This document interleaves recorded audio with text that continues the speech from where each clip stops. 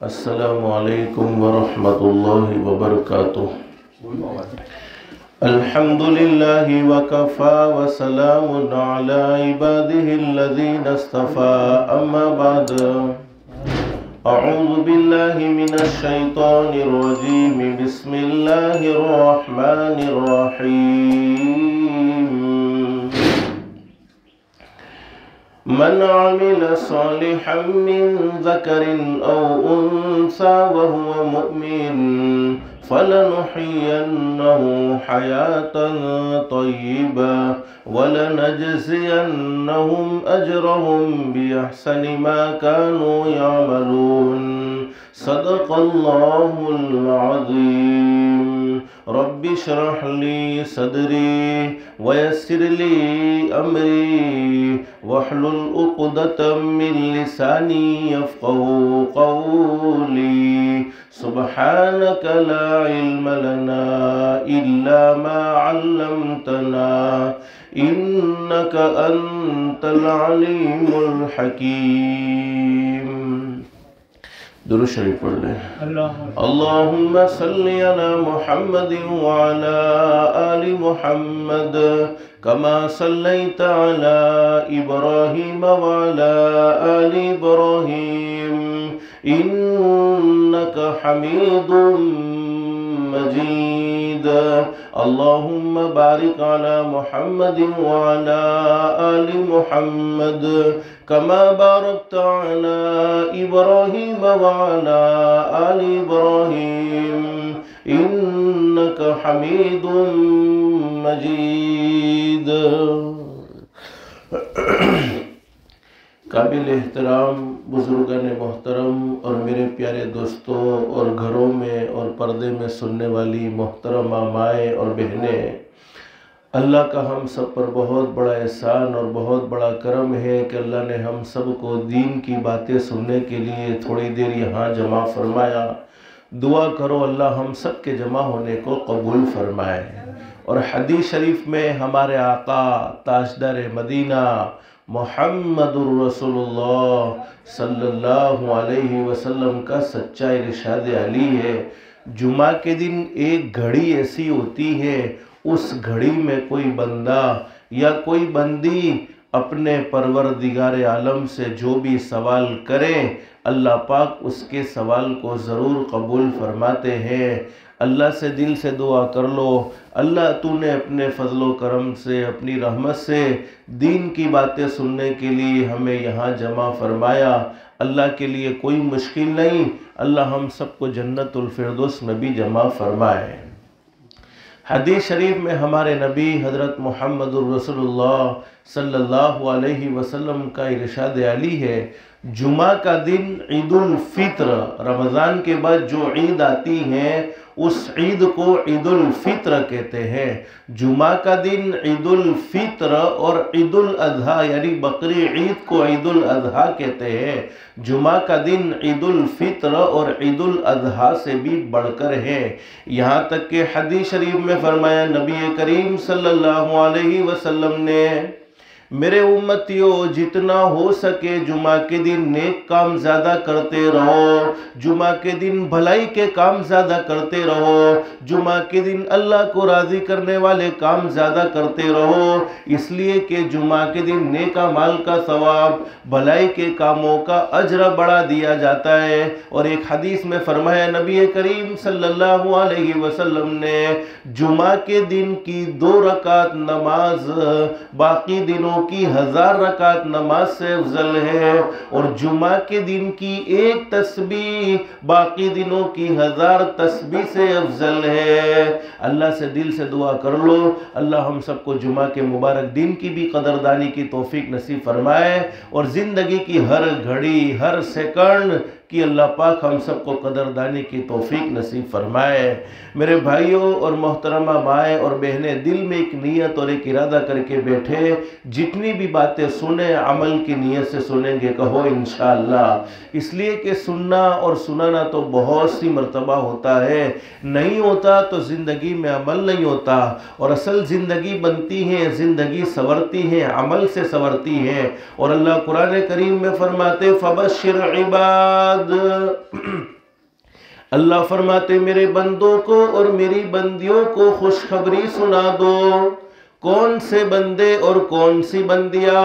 अल्लाह फरमाते अल्लज़ीना यस्तमिऊनल क़ौल फयत्तबिऊन अहसना। अल्लाह फरमाते मेरे वो बंदे और मेरी वो बंदियां जो दीन की बातों को, कुरान की बातों को, हदीस की बातों को ध्यान से सुनते हैं, तवज्जो से सुनते हैं और उस पर अमल करते हैं। अब अमल करने पर अल्लाह की तरफ से इनाम क्या मिलेगा?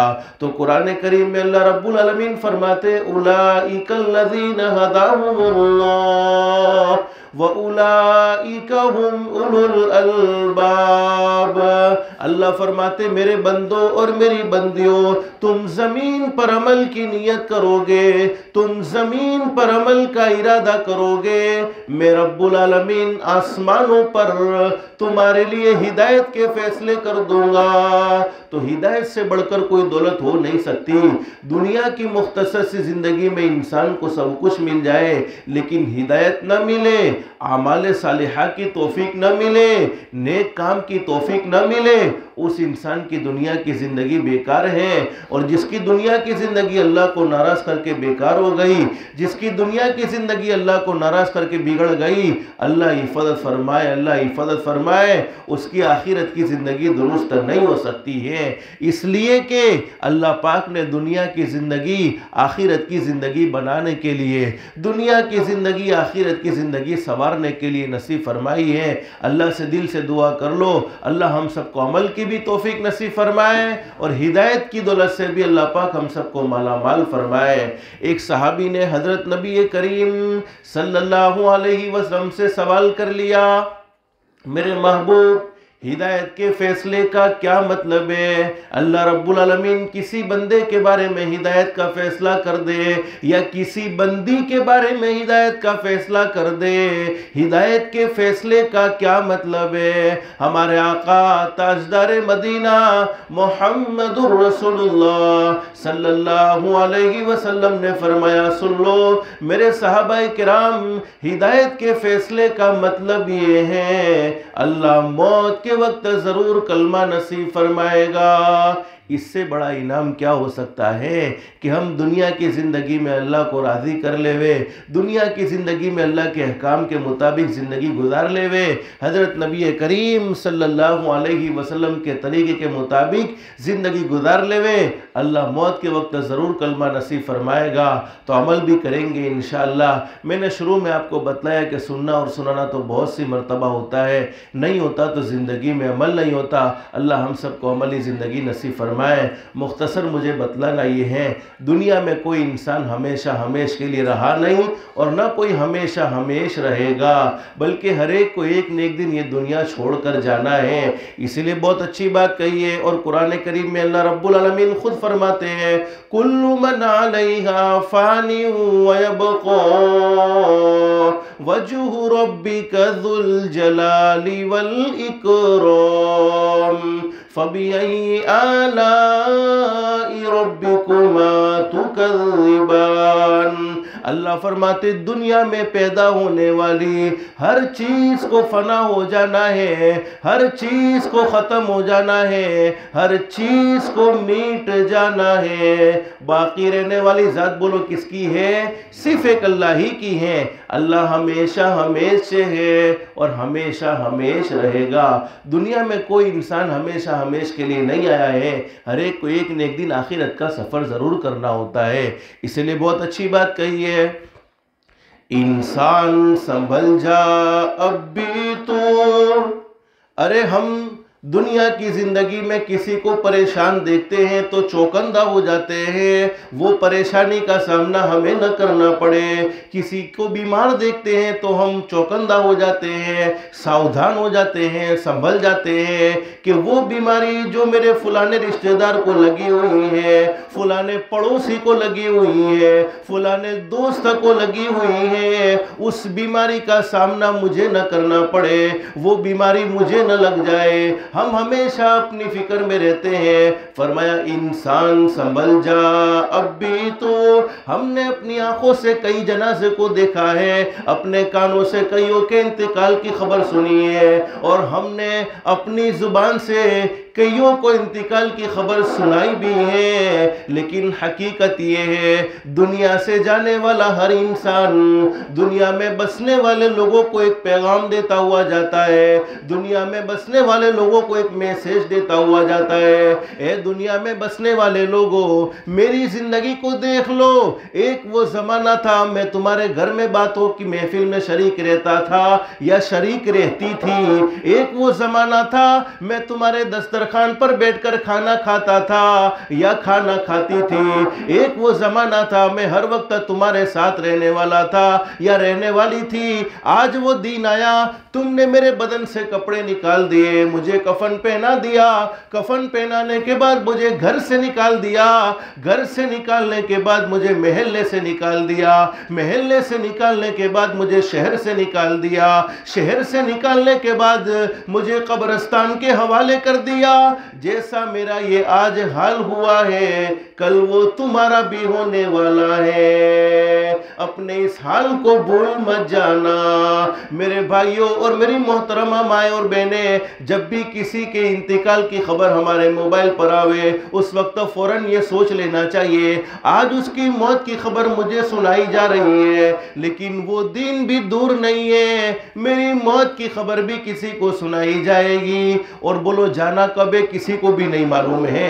आने की तरतीब तो फिक्स है, पहले दादा आते हैं, फिर अब्बा आते हैं, फिर बेटा आता है, फिर पोता आता है, लेकिन जाने की कोई तरतीब फिक्स नहीं है। अल्लाह जिसे जब चाहे जब बुला लेते हैं। तो क्या जबरदस्त बात बयान फरमाई है, इंसान संभल जा, अब भी तो अल्लाह को नाराज करते हुए संभल जा, अपनी जुबान से झूठ बोलते हुए संभल जा, किसी की बुराई करते हुए संभल जा, अपने मुंह से हराम खाते हुए संभल जा, आंखों से गलत देखते हुए संभल जा, कानों से गलत बातों को सुनते हुए संभल जा, हाथों से किसी पर जुल्म करते हुए संभल जा, पैरों से अल्लाह की नाफरमानी वाले रास्ते पर चलते हुए संभल जा, नमाजों को छोड़ते हुए संभल जा, लड़ाई झगड़े करते हुए संभल जा, नफरतों वाली जिंदगी गुजारते हुए संभल जा, नफरतों को फैलाते हुए संभल जा।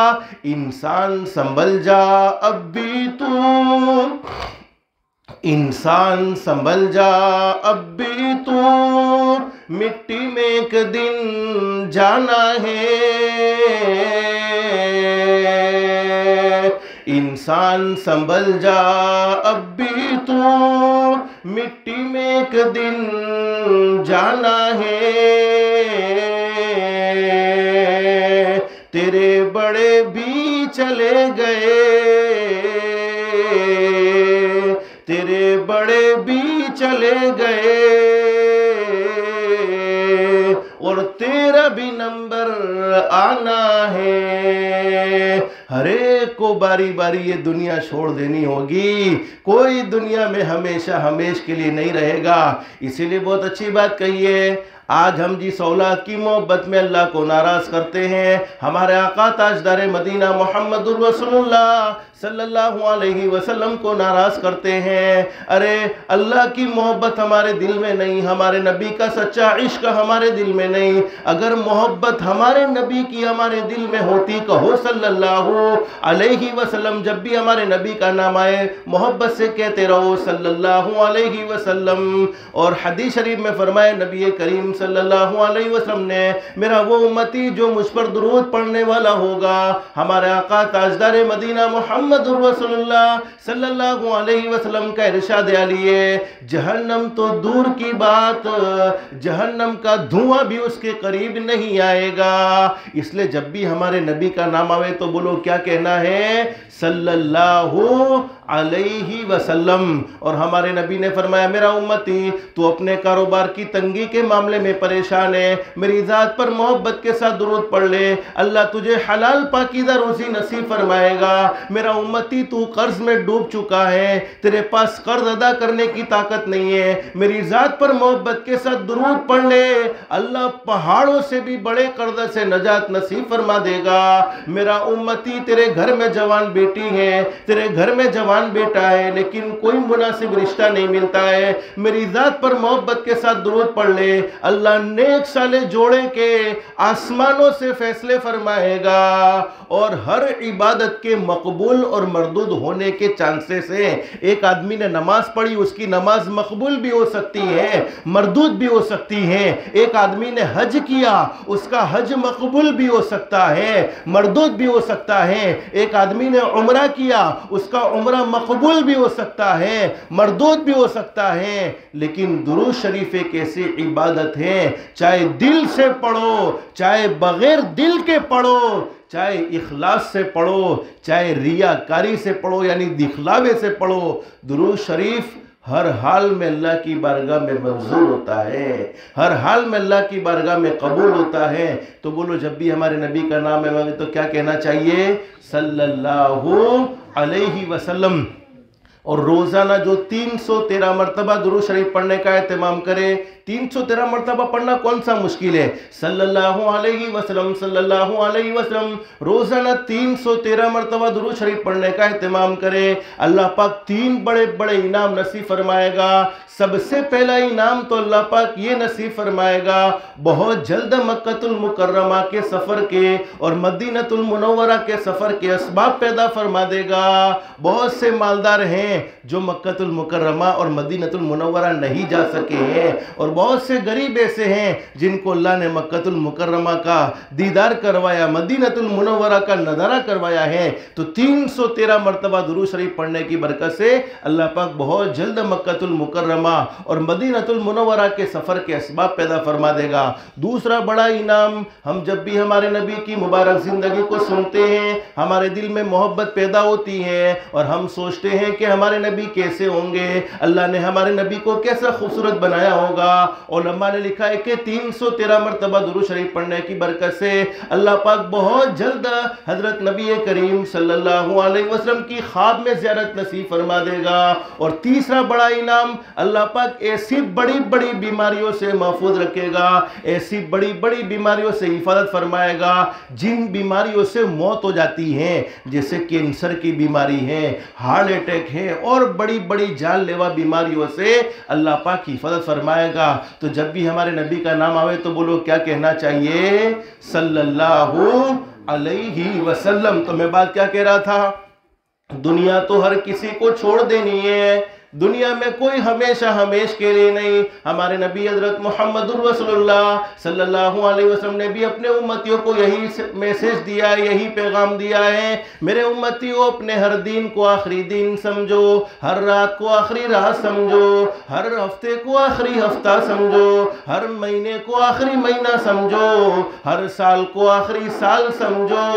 न मालूम किस वक्त में अल्लाह रब्बुल आलमीन की तरफ से बुलावा आ जाए, उस वक्त कोई किसी को बचा नहीं सकता है, कोई किसी के काम नहीं आ सकता है जब अल्लाह की तरफ से बुलावा आ जाए। इसलिए बहुत अच्छी बात कही है, जाएगा जब जहां से, हर एक को जहां से यानी दुनिया से तो जाना ही जाना है, जाएगा जब जहां से कोई न साथ होगा।